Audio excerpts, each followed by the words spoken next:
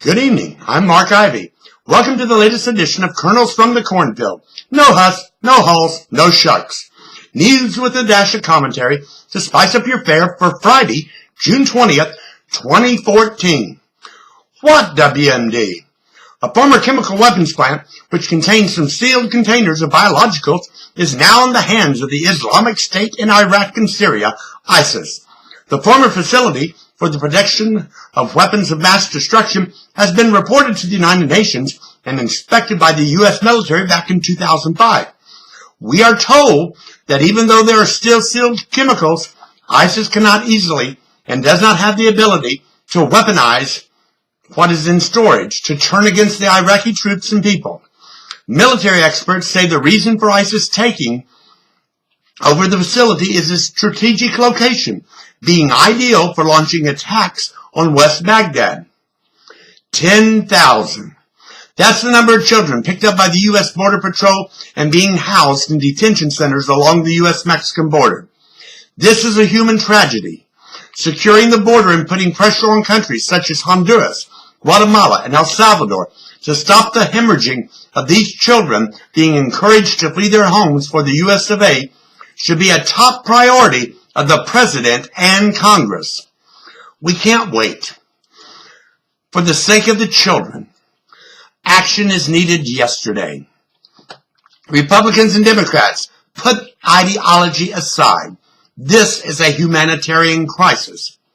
By the way, the administration has decided to spend up to $100 million to help send these Central American children back home. Trouble already? What is Nuri al-Maliki thinking? The U.S. is ready to put advisors into Iraq to help stave off the assault of ISIS, and Maliki is dawdling on providing a status of forces agreement to protect U.S. troops from a possible overzealous Iraqi judiciary. Maliki wants our planes to drop bombs, but he won't provide written assurance that U.S. service members will be safe from Iraqi prosecution. Ready to tell Maliki where to go and where to stuff it. This just in. Seems Iraq's top Shia religious leader has reportedly sent a veiled message that it is time for Maliki to go. Boots on the ground. Don't be fooled by the terminology being used. When President Barack Obama announced yesterday that he is sending up to 300 members of special forces into Iraq as advisors and not in combat roles, he went back on his vow to put no boots on the ground last week. Those advisors are expected to arrive in Iraq over the weekend. Read my full take. It is boots on the ground. Turnabout fair's play.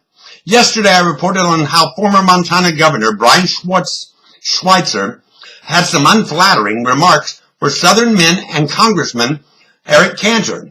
Schweitzer also likened California Democratic Senator Dianne Feinstein to a cross between a nun and a hooker.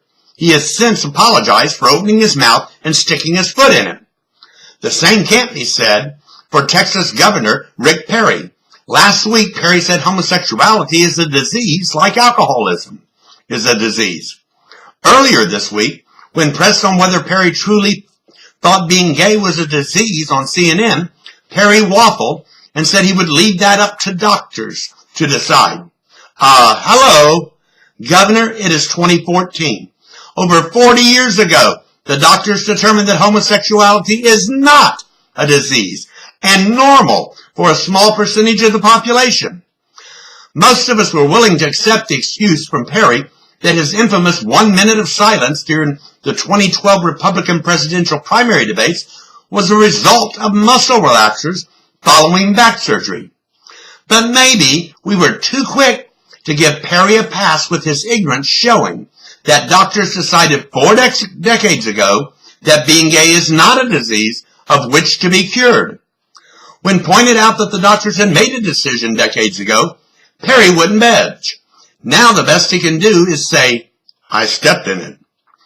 And to think Perry, like Schweitzer, wants to be president. Under the radar. The White House is getting worried now about the buildup of Russian troops on its border with Ukraine. Ukraine and Russia exchanged mortar fire today in which Russia says one of its custom agents was killed.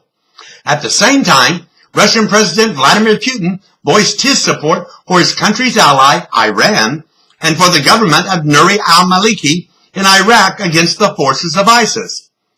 Is Putin trying to once more outmaneuver President Obama as he did with the Syria situation, which produced only lip service in getting rid of chemical weapons by Syrian dictator Bashar al-Assad? Incredulous! That's the only word to describe Internal Revenue Service officials testifying before a congressional committee today about 2 years of emails lost when a single computer on a network crashed.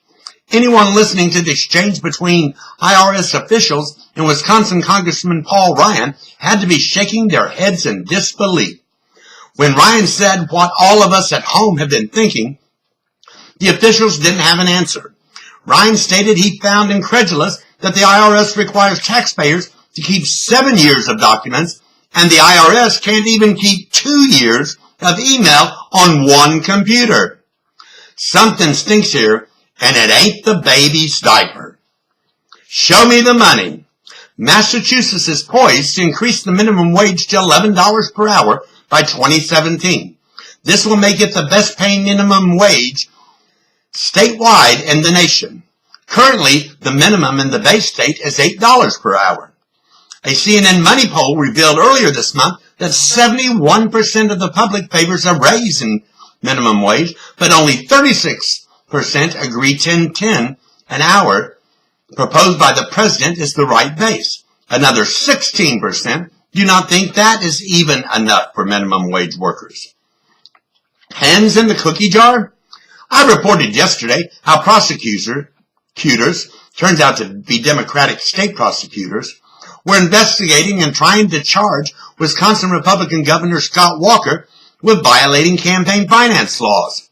Turns out one state and one federal judge put a quash to the investigation some time back.